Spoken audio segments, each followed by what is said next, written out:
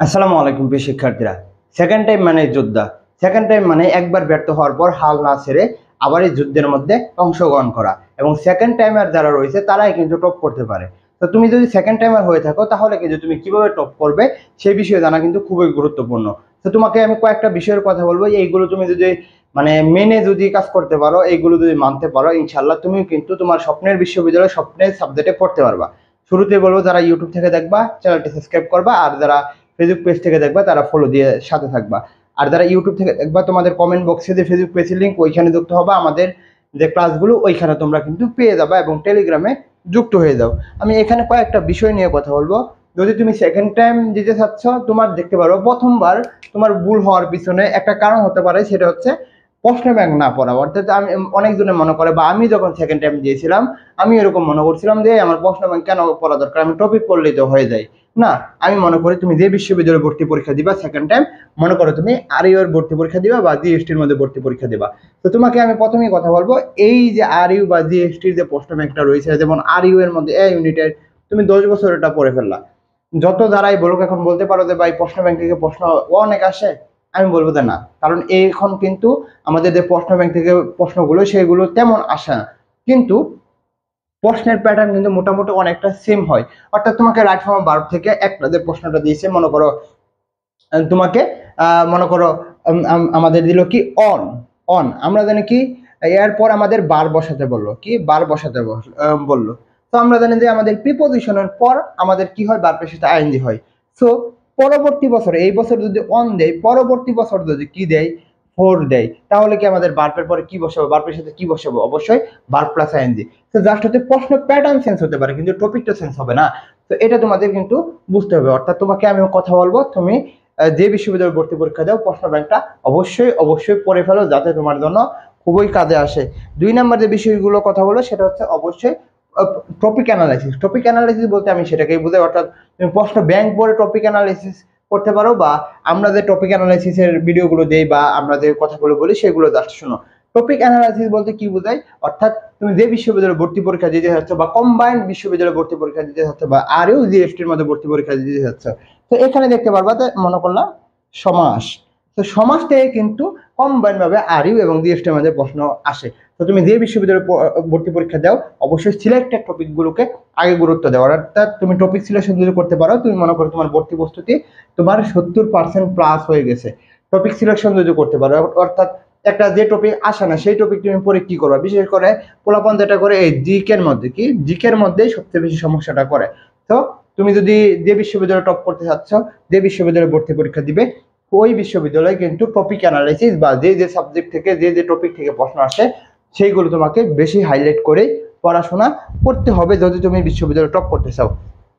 পরেরটা দেখো কি বলছি, নিজে নিজে পড়ে এগিয়ে রাখা। অর্থাৎ তোমার মনে করো আমাদের বেসের মধ্যে আমরা সপ্তাহে 3 দিন ক্লাস নিলাম। তো 3 দিনের ক্লাসের মধ্যে আমি কি দিলাম, বাংলা ইংরেজি জিকে, তিনটার মধ্যে আমরা 3টা টপিক দিলাম, 3টা টপিক পড়া হলো। তো তুমি কি আর যে দিনগুলো রয়েছে সেই দিনগুলো কি পড়বা না? অবশ্যই পড়বা।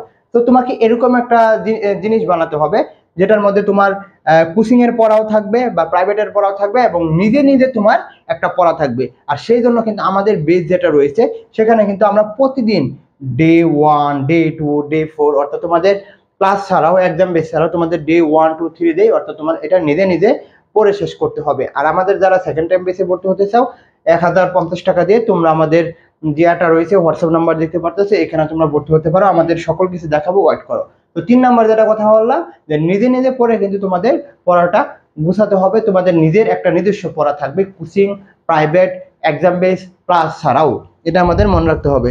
পরে যেটা হচ্ছে যে কোচিং বা বেসে ভর্তি হয়, কেন আমি বলছি এটা কিন্তু আসলে আমার জন্য না, এটা হচ্ছে তুমি যেখানে যেতে যাচ্ছ, অর্থাৎ তোমাদের 4 থেকে 5 মাস তুমি কিন্তু নিজে নিজে পড়াটা খুবই টাফ হয়ে যাবে, বা নিজে নিজে কি কনসিস্টেন্সি বজায় রাখাটা খুবই টাফ হয়ে যাবে। কিন্তু তুমি যদি কোনো ভাইয়া বা আপুর একটা মেন্টরশিপে থাকো, তাদের বেশি ভর্তি হও, তাদের কথাগুলো শোনো, তাদের যে রুটিনগুলো রয়েছে, তারা কি পড়াচ্ছে, কিভাবে পড়াচ্ছে, সেইগুলো যদি বুঝতে পারো, তাহলেই কিন্তু তোমার জন্য চান্স পাওয়াটা সহজ হয়ে যাবে। মনে করো আমি বিসিএস এর ভর্তি প্রস্তুতি নিচ্ছি, আমি কিন্তু একটার মধ্যে ভর্তি হয়ে থাকবো, যাতে আমি তাদের মেন্টরশিপে থাকতে পারি, তারা আমার পড়াটা গুছিয়ে দিতে পারে। পড়া কিন্তু তোমাকেই পড়তে হবে, কিন্তু তারা গুছিয়ে দিবে। তো তোমাকে বলবো যে কোচিং বা বেসে তোমার ভর্তি হয়ে থাকতে পারো, সেটা এক্সাম বেস হোক, সেটা ক্লাস বেস হোক, সেটা কিন্তু ভর্তি হয়ে থাকতে পারো।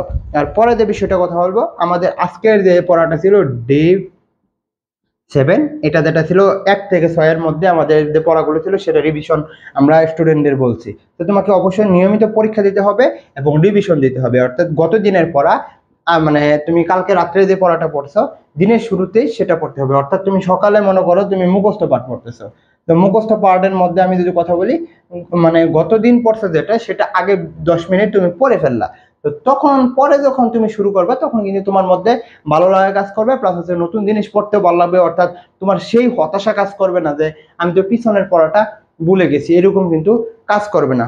তো যারা সেকেন্ড টাইম দিতে যাচ্ছ তারা কিন্তু লেগে থাকতে হবে। সেকেন্ড টাইম মানে যোদ্ধা, তো সেই যুদ্ধকে জয় করতে হলে তোমাকে লেগে থাকতে হবে, যাতে তুমি স্বপ্নের বিশ্ববিদ্যালয়, তোমার স্বপ্নের বিশ্ববিদ্যালয়ে চান্স পাও। আর যারা মনে করো দেখো আমি লিখে রাখছি যে লেগে থাকা, যারা লেগে থাকবে তারা কিন্তু চান্স পাবা। আর যারা আমাদের বেসে ভর্তি হতে চাও, সেকেন্ড টাইম বেস বা আর ইউজিএসটি পরে হচ্ছে চট্টগ্রাম কুমিল্লা খুলনা বেসে ভর্তি হতে চাও, তারাও কিন্তু আমাদের এখানে ভর্তি হতে পারো। সকল ক্লাস আমরা দিয়ে দিয়েছি, আমাদের বাংলা, ইংলিশ, জিকে, আইকিউ, মৌলিক জিকে, রিভিশন ক্লাস আনলিমিটেড, মোটামুটি সকল কিছু থাকবে। আমাদের ক্লাসের মধ্যে রয়েছে আমাদের এক্সাম প্লাস ক্লাস বেস রয়েছে, অর্থাৎ তোমরা এক্সাম বেসে ভর্তি হতে পারো, প্লাস ক্লাস প্লাস এক্সাম বেসে ভর্তি হতে পারো। দেখো আমাদের সকল বিষয়গুলো দিয়েছি, এগুলো আগে আমরা শেষ করবো, এরপর যদি দরকার হয় আমরা কিন্তু তোমাদের ক্লাসগুলো নিব, রিভিশন ক্লাসগুলো আমরা দিয়েছি বাংলা, ইংলিশ, জিকে। তো যারা ভর্তি হতে চাও তারা আমাদের বলবো যে হোয়াটসঅ্যাপ নাম্বারে নক দাও। তো সকলকে বলবো চ্যানেলটি সাবস্ক্রাইব করে পাশে থাকবা, এই বলে আমি শেষ করছি। আসসালামু আলাইকুম।